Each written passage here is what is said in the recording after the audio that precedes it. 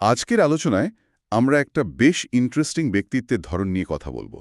আমাদের হাতে কিছু তথ্য এসেছে, যার ভিত্তিতে আমরা ENFP 7W6 SO6 এই প্রোফাইলটার গভীরে যাওয়ার চেষ্টা করব। আমাদের লক্ষ্য হলো এই ব্যক্তিত্বের গঠনটা বোঝা, এর ভেতরে যে টানাপোড়েনগুলো থাকে, বিশেষ করে একজন তরুণীর জীবনে এটা কিভাবে ফুটে উঠতে পারে, আর তার চ্যালেঞ্জ ও সম্ভাবনাগুলো নিয়েও আলোচনা করা। চলুন শুরু করা যাক।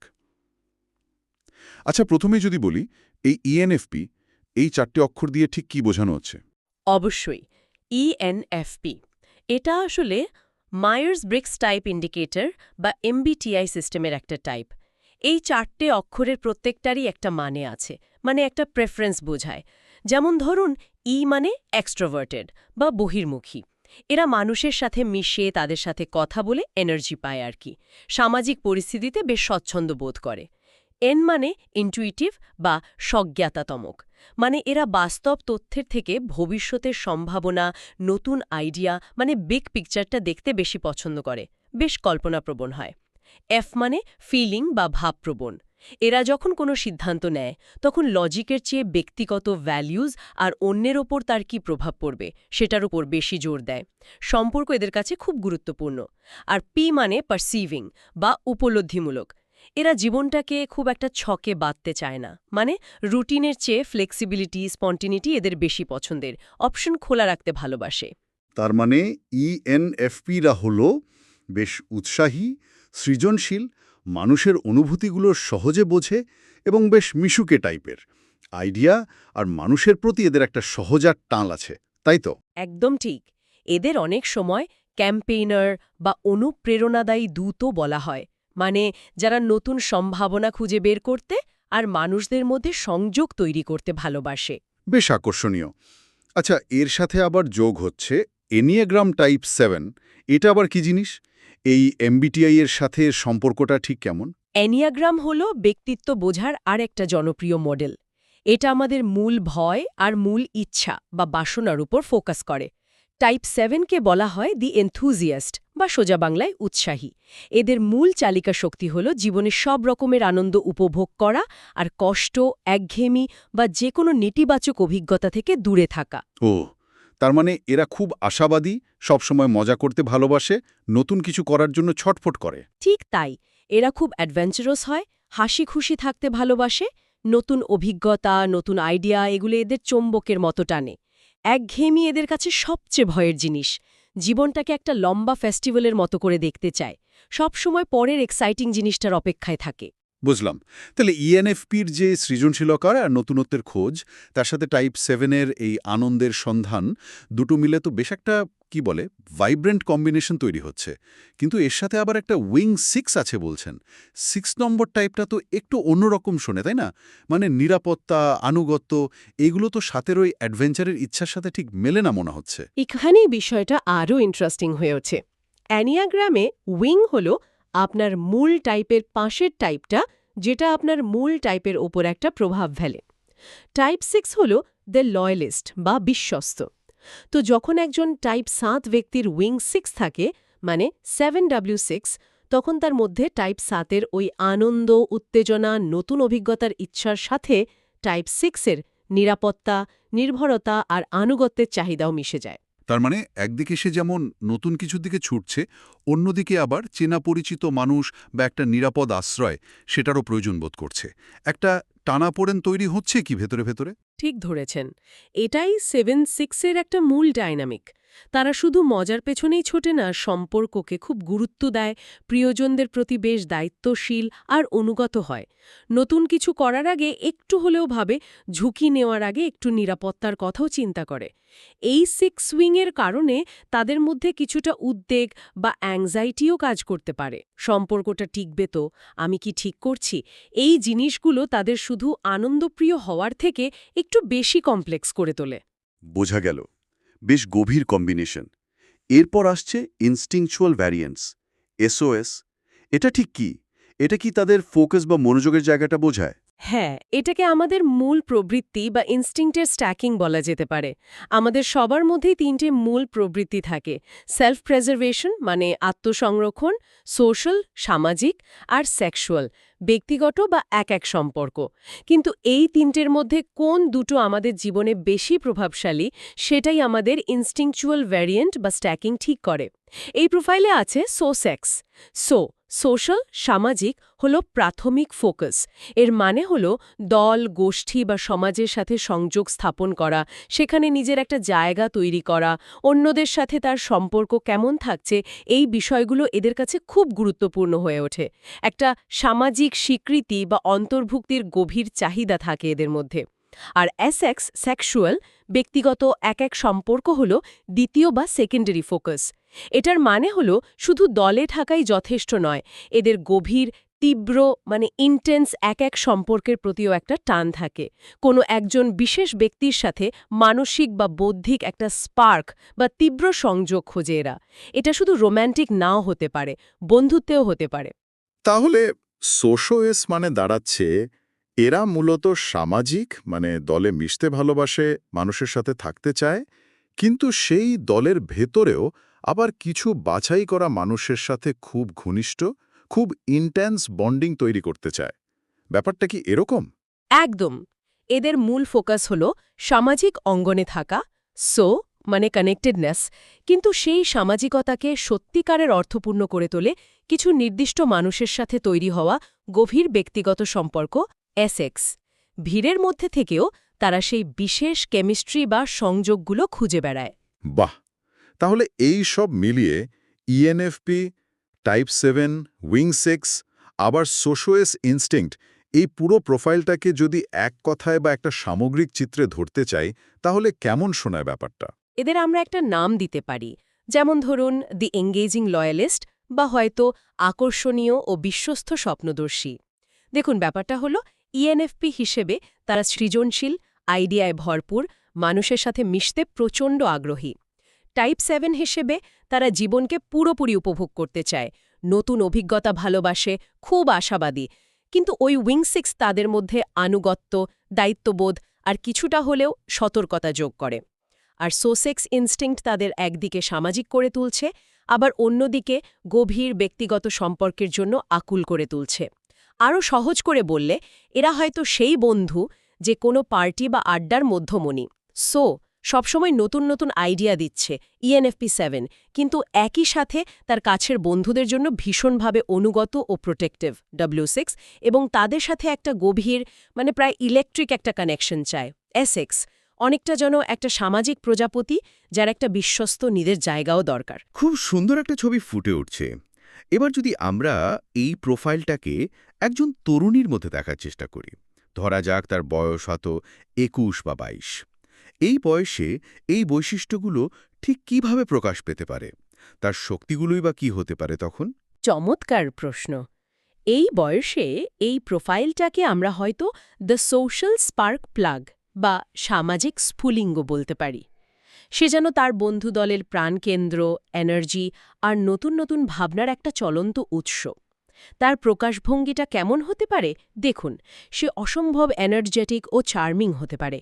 ঘরে ঢুকলেই যেন ঘরটা আলো হয়ে যায়। সবার সাথে খুব সহজে মিশে যেতে পারে, নতুনদের সবসময় স্বাগত জানায়, আর খালি নতুন কিছু পড়ার প্ল্যান করতে থাকে। সেই বন্ধু যে সবাইকে এক সুতোয় বেঁধে রাখে আর কি। সে তার বন্ধুদের জন্য আল্টিমেট সাপোর্ট সিস্টেম হতে পারে। বন্ধুদের সাফল্যে সে হয়তো সবচেয়ে বেশি খুশি হয়, আবার কেউ যদি কোনো সমস্যায় পড়ে সে একদম ঢাল হয়ে তার পাশে দাঁড়ায়। এটা তার ওই 6 উইংয়ের আনুগত্যের একটা বড় প্রকাশ, যাকে আমরা বলি না রাইড অর ডাই বন্ধু, অনেকটা সেরকম। তার মাথাটা যেন একটা আইডিয়া ফ্যাক্টরি, সব সময় নতুন কিছু করার ভাবনা তার মাথায় ঘুরপাক খায়। আচ্ছা, আমরা যদি এটা করি, চলো আমরা সবাই মিলে ওখানে যাই। তার মনটা, যেটাকে আমরা এমবিটিআইতে বলি বা বহির্মুখী সজ্ঞা, সবসময় নতুন নতুন সম্ভাবনা খুঁজতে ব্যস্ত থাকে। বাইরে থেকে দেখতে তো দারুণ লাগছে, বেশ প্রাণবন্ত, পজিটিভ। কিন্তু এর ভেতরেও কি কিছু গভীর চাহিদা বা আকাঙ্ক্ষা কাজ করে, যা হয়তো সবসময় বাইরে থেকে বোঝা যায় না? অবশ্যই। তারই হাসি খুশি এনার্জেটিক চেহারার আড়ালে কিছু গভীর চাহিদা কিন্তু থাকে। যেমন একাত্ম হওয়ার একটা গভীর চাহিদা, টু বিলংসো। সে একটা দলের অংশ হতে চায়, একটা ট্রাইব খুঁজে পেতে চায় যেখানে সে নিজেকে মূল্যবান মনে করবে, যেখানে তার একটা নিশ্চিত জায়গা আছে। বাদ পড়ে যাওয়ার ভয়টা এদের মধ্যে বেশ কাজ করে। 2, তাকে যেন কেউ বোঝে, এই আকুতি সে চায় কেউ তার এই উচ্ছলতার পেছনের সংবেদনশীল মানুষটাকে দেখুক, তাকে বুঝুক এবং তাকে সেভাবেই গ্রহণ করুক। তার ভেতরের যে মূল্যবোধগুলো বা ভাবপ্রবণ অনুভূতি, সেগুলো কেউ বুঝুক, এটা তার কাছে খুব জরুরি। 3, স্বাধীনতার একটা তীব্র আকাঙ্ক্ষা, টু ফিল ফ্রি। 7, কোনো কিছুতে আটকে পড়া, বিশেষ করে একঘেয়েমি, কষ্ট বা কোনো বাধা ধরা নিয়মে, এটা তার কাছে সবচেয়ে বড় ভয়। সে স্বাধীনতা চায়, নিজের মতো করে বাঁচার, এক্সপ্লোর করার অবকাশ চায়। 4, তীব্র সংযোগ বা আবেগের অভিজ্ঞতা, টু এক্সপিরিয়েন্স ইন্টেন্সিটি। সে এমন সম্পর্ক বা এমন কাজ চায় যা তাকে পুরোপুরি নাড়িয়ে দেবে, যা খুব উত্তেজনাপূর্ণ, যা তার মনকে সম্পূর্ণভাবে ব্যস্ত রাখে। একটা গভীর, তীব্র সংযোগের জন্য সে সবসময় উন্মুখ থাকে, সেটা বন্ধুত্ব হোক বা অন্য কিছু। এই চাহিদাগুলো তো বেশ গভীর, আর এগুলো পূরণ না হলে নিশ্চয়ই কিছু চ্যালেঞ্জও তৈরি হয়। মানে সবকিছুরই তো একটা উল্টোপিঠ থাকে। এই প্রাণবন্ত ব্যক্তিত্বের চ্যালেঞ্জ বা একটু ডার্ক সাইড, সেগুলো কি হতে পারে? এখানে কি বিষয়টা আরও জটিল আর ইন্টারেস্টিং হয়ে ওঠে? একদম। আর এই চ্যালেঞ্জগুলো বুঝতে পারলেই কিন্তু বিকাশের পথটা পরিষ্কার হয়। এই ব্যক্তিত্বের কিছু প্রধান চ্যালেঞ্জ বা শ্যাডো সাইড আছে। যেমন ধরুন, প্রথমত একটা দীর্ঘস্থায়ী অস্থিরতা আর খুব সহজে একঘেয়ে হয়ে যাওয়া, ক্রনিক রেস্টলেসনেস অ্যান্ড বোরডেম। এটা মূলত টাইপ 7-এর প্রভাব। নতুন কিছু না পেলে বা কোনো কাজ একটু রুটিন হয়ে গেলেই এদের দম বন্ধ লাগে। এর ফলে কোনো একটা বিষয়ে গভীর মনোযোগ দেওয়া বা দক্ষতা অর্জন করাটা এদের জন্য কঠিন হয়ে পড়তে পারে। এর সাথেই জড়িয়ে আছে শুরু করা কাজ শেষ করতে সমস্যা হওয়া, ল্যাক অফ ফলো থ্রু। দারুণ উৎসাহ নিয়ে হয়তো অনেক কিছু শুরু করে, যেমন কিন্তু কাজটা যেই একটু কঠিন বা একঘেয়ে লাগতে শুরু করে, তখনই আগ্রহ হারিয়ে ফেলে। আমরা যদি MBTI ফাংশনের দিক থেকে দেখি, তাহলে বলতে পারি এদের T এক্সট্রাভার্টেড থিঙ্কিং বা SE ইন্ট্রোভার্টেড সেন্সিং ফাংশনগুলো হয়তো ততটা বিকশিত নয়। সহজ কথায়, পরিকল্পনামাফিক কাজ শেষ করা বা অতীতের অভিজ্ঞতা থেকে শিক্ষা নেওয়া, এই জায়গাগুলোতে তারা চ্যালেঞ্জ অনুভব করতে পারে। ফলে অন্যদের কাছে হয়তো একটু অবিশ্বাস্য মনে হতে পারে। তার মানে আইডিয়া আসছে প্রচুর, কিন্তু সেগুলোকে বাস্তবে রূপ দেওয়া বা শেষ পর্যন্ত নিয়ে যাওয়াটা কঠিন হয়ে পড়ছে।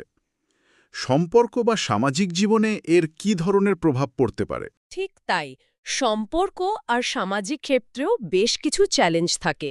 যেমন সামাজিক ক্লান্তি বা বার্নআউট, সোশ্যাল বার্নআউট। সবসময় সবার সাথে তাল মিলিয়ে চলতে গিয়ে, সবার প্রত্যাশা পূরণ করতে গিয়ে, এই এনার্জিটা ধরে রাখতে গিয়ে সে কিন্তু ভেতরে ভেতরে খুব ক্লান্ত হয়ে পড়তে পারে। মাঝে মাঝে এমনও মনে হতে পারে যে সে আসল নিজেকে হারিয়ে ফেলছে, শুধু অন্যদের খুশি করার জন্য একটা মুখোশ পড়ে আছে।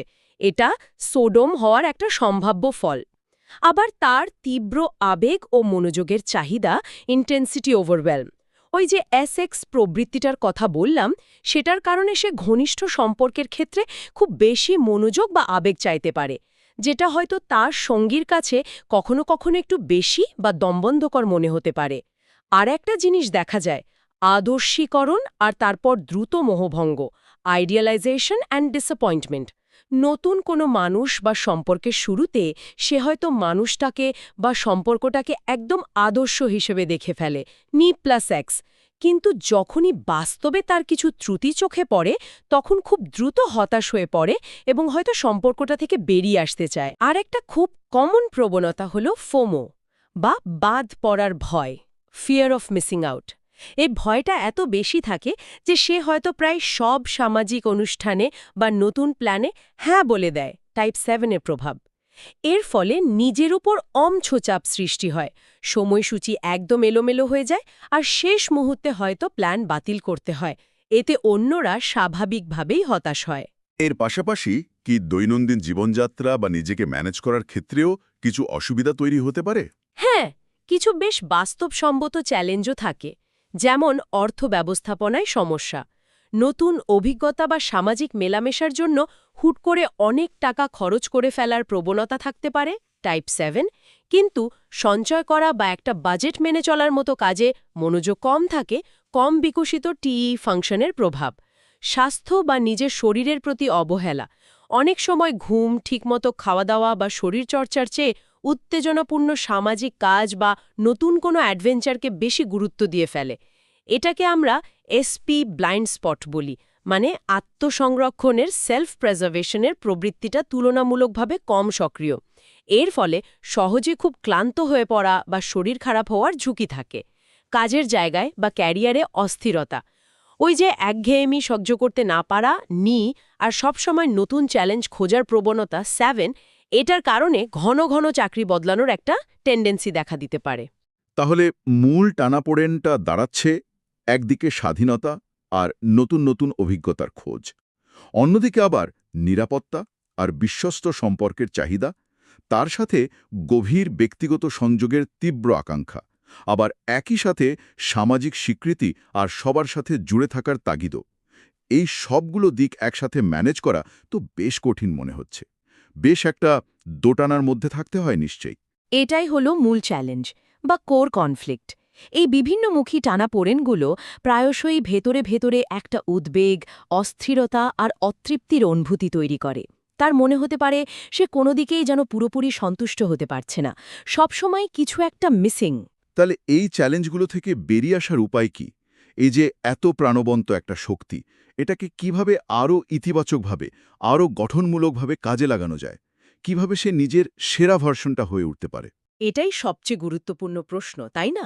দেখুন, বিকাশের পথ মানে কিন্তু নিজেকে পুরোপুরি বদলে ফেলা নয়, বরং নিজের ভেতরের এই শক্তি আর চাহিদাগুলোকে ভালো করে চেনা এবং সেগুলোকে সুস্থ ও নিয়ন্ত্রিতভাবে পরিচালনা করতে শেখা। লক্ষ্যটা হলো এলোমেলোভাবে এদিক ওদিক ঘুরে বেড়ানো একজন এক্সপ্লোরার থেকে একজন কার্যকরী ইনোভেটর বা সৃষ্টিশীল উদ্ভাবক হয়ে ওঠা। এর জন্য কয়েকটা নির্দিষ্ট দিকে মনোযোগ দেওয়া যেতে পারে। আমি এগুলোকে 4টে স্তম্ভ বা পিলার বলতে পারি। 1. অস্থিরতাকে নিয়ন্ত্রণ করতে শেখা, টেমিং রেস্টলেসনেস। এর লক্ষ্য হল শুধু নতুনত্বের পেছনে না ছুটে কোনো একটা বিষয়ে গভীরতা খুঁজে নেওয়া এবং বোঝা যে গভীরতার মধ্যেও আনন্দ আর নতুনত্ব আছে। এর জন্য একটা পদ্ধতি হতে পারে নোঙর ও পাল নীতি, মানে একটা নির্দিষ্ট সময়ের জন্য একটা গুরুত্বপূর্ণ কাজে ফোকাস করা নোঙর, আবার পাশাপাশি নিজের স্বতঃস্ফূর্ততা বা সামাজিক মেলামেশার জন্য পাল কিছুটা সময় রাখা। অথবা ধরুন, যে কাজগুলো একঘেয়ে লাগে সেগুলোকে একটু খেলার মতো করে, গেমিফাই করে, সৃষ্টিশীল করে তোলা যায় কিনা সেটা দেখা। আবেগের মুখোমুখি হওয়া ও তাকে গ্রহণ করা, এমব্রেসিং ইমোশনাল ডেপথ। এর লক্ষ্য হল কঠিন বা অস্বস্তিকর অনুভূতিগুলো এড়িয়ে না গিয়ে সেগুলোকে বোঝা এবং নিজের ভেতরের আসল মূল্যবোধগুলোর সাথে সংযোগ স্থাপন করা। এর জন্য নিয়মিত জার্নালিং খুব সাহায্য করতে পারে। নিজের অনুভূতি, সিদ্ধান্ত এগুলো নিয়ে লেখা। যখন কোনো অস্বস্তি লাগে, পালিয়ে না গিয়ে কিছুক্ষণ সেই অনুভূতিটার সাথে থাকা, সেটাকে বোঝার চেষ্টা করা। নিজের কাছে কোনটা সত্যিই গুরুত্বপূর্ণ, সেই ভ্যালুগুলো ঠিক কি সেটা পরিষ্কার করা। 3. কিছু টেকসই ব্যবস্থা বা সিস্টেম তৈরি করা, বিল্ডিং সাস্টেইনেবল সিস্টেমস। এর লক্ষ্য হল ওই যে দারুণ দারুণ আইডিয়াগুলো মাথায় আসে সেগুলোকে বাস্তবে রূপ দেবার জন্য কিছু কাঠামো তৈরি করা। এর জন্য দৈনন্দিন কিছু কাজ, যেমন ধরুন বিল পেমেন্ট বা টাকা জমানো, এগুলোকে অটোমেটেড করে ফেলা যেতে পারে। যে কাজগুলো করতে একদম ভালো লাগে না সেগুলো করার সময় কোনো বন্ধুকে সাথে রাখা, এটাকে অনেক সময় বডি ডাবল ট্রিক বলে, মনোযোগ ধরে রাখতে সাহায্য করে। আর যে কাজগুলোতে সে সত্যিই ভালো নয় বা উপভোগ করে না সেগুলোর জন্য সাহায্য নেওয়া বা অন্য কাউকে দায়িত্ব দেওয়া, ডেলিগেট যায় কিনা সেটা ভাবা। 4. ঠাঁপি ও কন্টিনিউয়াস সম্পর্ক তৈরি করা, কাল্টিভেটিং অথেন্টিক কানেকশন। এর লক্ষ্য হল সামাজিক সংযোগ বজায় রেখেও নিজেকে না হারিয়ে গভীর ও টেকসই সম্পর্ক তৈরি করা। এর জন্য মাঝে মাঝে একা থাকার অভ্যাস করাটা খুব জরুরি। স্কেডিউল সলিটিউড, এটা আত্মনির্ভরশীলতা বাড়ায়। সবাইকে খুশি করার চেষ্টা না করে যারা তার আসল সত্তাটাকে বোঝে ও সমর্থন করে তাদের সাথে সম্পর্ক আরও গভীর করার দিকে মনোযোগ দেওয়া। আর সম্পর্কের ক্ষেত্রে নিজের প্রয়োজন বা উদ্বেগগুলো চেপে না রেখে খোলাখুলিভাবে কমিউনিকেট করা। এই পদগুলো তো বেশ গঠনমূলক লাগছে। আচ্ছা, শুরু করার জন্য কোনো ছোটখাটো পদক্ষেপ বা টিপস আছে কি, যা দিয়ে এই বিকাশের যাত্রাটা শুরু করা যেতে পারে? হ্যাঁ, অবশ্যই। কয়েকটা ছোট ছোট জিনিস দিয়ে শুরু করা যেতে পারে। যাকে বলা যায় একটা গ্রোথ স্টার্টআপ প্যাক, যেমন ধরুন 1 বছর 1 দক্ষতা চ্যালেঞ্জ। একটা নির্দিষ্ট দক্ষতা বেছে নিয়ে সেটা 1 বছর ধরে কুজুনি চর্চা করা। এটা ধৈর্য, গভীরতা আর কাজ শেষ করার ক্ষমতা 3 ও সি ফাংশন বাড়াতে সাহায্য করবে। থেরাপি বা কাউন্সেলিং, নিজের ভেতরের উদ্বেগ, 6 উইং বা কঠিন পরিস্থিতি এড়িয়ে যাওয়ার যে প্রবণতা, 7 কো, সেগুলো নিয়ে কাজ করার জন্য একজন পেশাদারের সাহায্য কিন্তু খুব কার্যকর হতে পারে। একজন গঠনমূলক বন্ধু, যাদের মধ্যে হয়তো পরিকল্পনা করা বা গুছিয়ে কাজ করার স্বাভাবিক ক্ষমতা আছে, যেমন ধরুন INTJ বা ISTJ ধরনের বন্ধু, তাদের সঙ্গ বা পরামর্শ অনেক সময় খুব কাজে আসতে পারে। তারা আইডিয়াগুলোকে বাস্তবে রূপ দিতে সাহায্য করতে পারে। একঘেয়েমিকে নতুনভাবে দেখা, ওই যে বোর্ডেম বা একঘেয়েমিকে ভয় পাওয়া, সেটাকে একটু অন্যভাবে দেখা।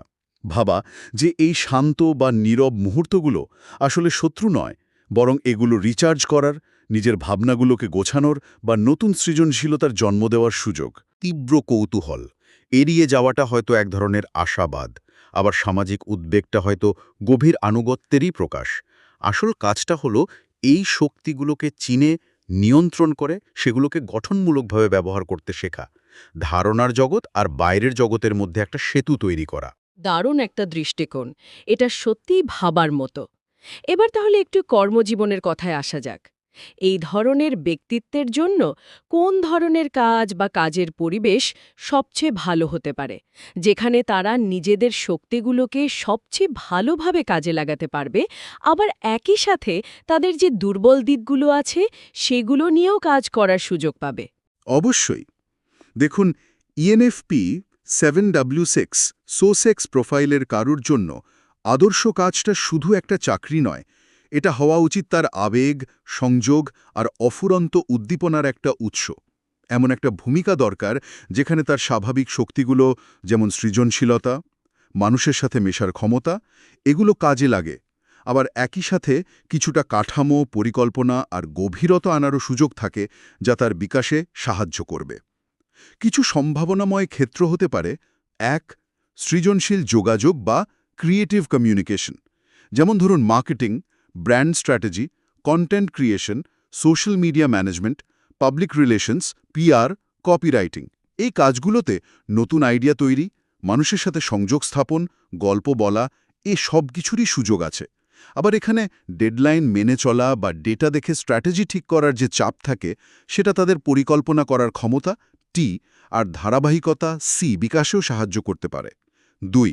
মানুষকে সংযুক্ত করা বা কানেক্টর ফ্যাসিলিটেটর, যেমন event planning, community management, talent recruitment, বিশেষ করে ক্রিয়েটিভ ইন্ডাস্ট্রিতে, কর্পোরেট ট্রেনিং বা HR-এর কিছু রোল, যেমন কোম্পানির কালচার বা এমপ্লয়ি ডেভেলপমেন্ট। এই কাজগুলোতে মানুষকে একত্রিত করা, নতুন সুযোগ তৈরি করা নেতাদের স্বাভাবিক ক্ষমতার সাথে খুব ভালো মেলে।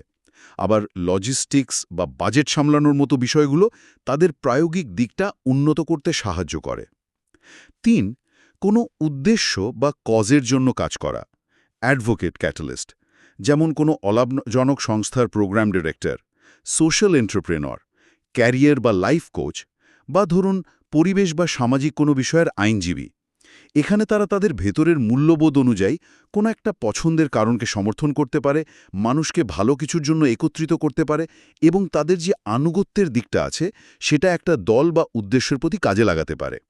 এটা তাদের দীর্ঘমেয়াদী প্রতিশ্রুতিবদ্ধ হতেও উৎসাহিত করে, যা টাইপ 7-এর অস্থিরতার বিরুদ্ধে একটা ভালো ব্যালেন্স তৈরি করে। 4. উদ্যোক্তা বা অন্বেষক, এন্টারপ্রেনিউরাল এক্সপ্লোরার, যেমন নিজের কোনো স্টার্টআপ শুরু করা, বিশেষ করে সৃজনশীল বা সামাজিক ক্ষেত্রে, সাংবাদিকতা, ডকুমেন্টারি তৈরি করা, ভ্রমণ বিষয়ক ব্লগিং বা পডকাস্টিং। এখানে নিজের মতো করে পথ চলার স্বাধীনতা, নতুন নতুন আইডিয়া নিয়ে কাজ করা এবং বিভিন্ন আকর্ষণীয় মানুষের সাথে সংযোগ স্থাপন করার প্রচুর সুযোগ থাকে। তবে হ্যাঁ, এখানে সফল হতে হলে তাদের ওই দুর্বল দিকগুলো, যেমন পরিকল্পনা, অর্থ ব্যবস্থাপনা, খুঁটিনাটি বিষয়ের দিকে নজর দেওয়া, এগুলো নিয়ে কিন্তু কাজ করতেই হবে, যা আদতে তাদের বিশাল ব্যক্তিগত বিকাশের সুযোগ করে দেয়। কাজের পরিবেশটা কেমন হওয়া উচিত এদের জন্য? মানে কোন পরিবেশে তারা সবচেয়ে ভালো পারফর্ম করতে পারে? পরিবেশটা এদের জন্য ভীষণ গুরুত্বপূর্ণ। কয়েকটা জিনিস খুব জরুরি: অনেকটা স্বাধীনতা আর বৈচিত্র্য, অটোনমি অ্যান্ড ভ্যারাইটি, যেখানে তাদের খুব বেশি মাইক্রোম্যানেজ করা হবে না, নিজের মতো করে কাজ করার সুযোগ থাকবে। প্রতিদিন একই রকম রুটিন কাজ না হয়ে বিভিন্ন প্রজেক্টে কাজ করার সুযোগ থাকলে ভালো হয়। সহযোগিতামূলক আর ইতিবাচক পরিবেশ, কোলাবোরেটিভ অ্যান্ড পজিটিভ কালচার, যেখানে টিমওয়ার্ককে গুরুত্ব দেয়া হয়, মানুষের মধ্যে একটা উৎসাহ আর আশাবাদ থাকে। খুব বেশি প্রতিযোগিতা বা নেতিবাচক বা অতিরিক্ত সমালোচনামূলক পরিবেশ তাদের জন্য খুবই ক্ষতিকর হতে পারে। কাজের একটা অর্থ বা উদ্দেশ্য, সেন্স অফ পারপাস, কাজটা যেন তাদের ব্যক্তিগত মূল্যবোধের সাথে মেলে। শুধু টাকা বা পদের জন্য কাজ করাটা তাদের দীর্ঘমেয়াদে মোটেও সন্তুষ্ট করে না। শেখার আর বিকাশের সুযোগ, লার্নিং অপরচুনিটিস, নতুন কিছু শেখার বা জানার সুযোগ, যেমন কোনো কনফারেন্স, ওয়ার্কশপ বা নতুন স্কিল শেখা, এগুলো পেলে তাদের ওই টাইপ 7 সত্তাটা সতেজ থাকে, কাজে উৎসাহ পায়। তাহলে কোন ধরনের কাজ বা পরিবেশ এদের জন্য একটু রিস্কি বা এড়িয়ে চলাই ভালো? হ্যাঁ, সেটাও জেনে রাখা ভালো। যে কাজগুলো খুব বেশি একঘেয়ে বা পুনরাবৃত্তিমূলক, যেমন ধরুন ডেটা এন্ট্রি বা খুব নিয়ম মেনে চলা অ্যাকাউন্টিং, যেখানে সৃজনশীলতার সুযোগ কম, সেগুলো তাদের খুব দ্রুত নিস্তেজ আর হতাশ করে তুলবে। যে পরিবেশে অতিরিক্ত সমালোচনা করা হয় বা সবসময় ভুল ধরার একটা প্রবণতা থাকে, সেটাও তাদের ভেতরের উদ্বেগ আর শীচকোড়ের পরিস্থিতি এড়িয়ে চলার প্রবণতা বাড়িয়ে দেবে। আর সম্পূর্ণ একা একা করতে হয় এমন কাজও তাদের জন্য বেশ কঠিন হতে পারে, কারণ তারা মানুষের সাথে ইন্টারঅ্যাকশন বা সংযোগ থেকে অনেকটা শক্তি আর অনুপ্রেরণা পায়। তাহলে মোদ্দা কথা হলো, কর্মজীবনটা তাদের জন্য শুধু একটা পেশা নয়, বরং তাদের ব্যক্তিগত বিকাশের, নিজেদের শক্তিগুলোকে শান দেওয়ার আর দুর্বলতাগুলোকে কাটিয়ে ওঠার একটা দারুণ ক্ষেত্র হতে পারে, তাই তো? একদম সঠিক কাজ আর সঠিক পরিবেশে তারা তাদের ওই অস্থিরতাকে প্রতিশ্রুতিতে বদলাতে পারে, এলোমেলো ভাবনাগুলোকে স্ট্র্যাটেজিক পরিকল্পনায় রূপ দিতে পারে, ভেতরের উদ্বেগটাকে আত্মবিশ্বাসে পরিণত করতে পারে, আর শুধু অন্যকে খুশি করার প্রবণতা থেকে বেরিয়ে এসে নিজের মূল্যবোধ চালিত একজন লিডার হয়ে উঠতে পারে।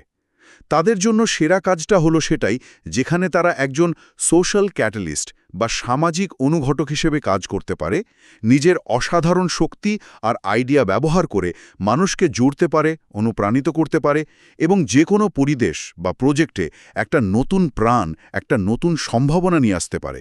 তখন আর কাজটা কাজের মতো মনে হবে না, মনে হবে একটা দারুণ অ্যাডভেঞ্চার। আজকের এই গভীর আলোচনায় আমরা ENFP 7W6 সোশিওসেক্স ব্যক্তিত্বের একটা বেশ বিস্তৃত এবং পরিষ্কার চিত্র পেলাম। তার পরিচিতি থেকে শুরু করে বৈশিষ্ট্য, ভেতরের টানাপোড়েন, চ্যালেঞ্জগুলো কি কি হতে পারে এবং সবচেয়ে গুরুত্বপূর্ণ হলো সেই চ্যালেঞ্জগুলো পেরিয়ে বিকাশের পথটা কেমন হতে পারে সে সম্পর্কেও জানলাম। এটা খুব স্পষ্ট যে এই ব্যক্তিত্বের মধ্যে প্রচুর সম্ভাবনা লুকিয়ে আছে।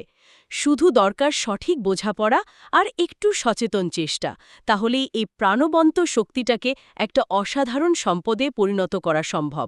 শেষে শুধু একটা কথা যোগ করতে চাই, এই ব্যক্তিত্বের মানুষের মধ্যে যে সহজাত কৌতূহল, আশাবাদ আর মানুষের সাথে সংযোগ তৈরি করার যে অদ্ভুত ক্ষমতা থাকে, সেটা যদি তারা নিজেরা ভালো করে বুঝতে পারে এবং সেগুলোকে সঠিকভাবে চালিত করতে শেখে, তাহলে তার শুধু তাদের নিজেদের জীবনকেই নয়, তাদের চারপাশের জগতেও কিন্তু অনেক ইতিবাচক পরিবর্তন আনতে পারে।